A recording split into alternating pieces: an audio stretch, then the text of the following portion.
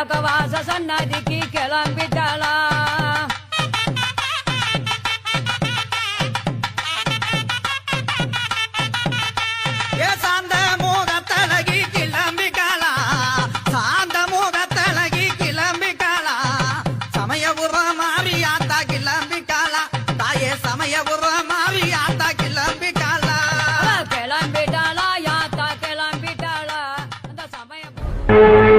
வாயும் வளமும் தலைக்கட்டும்.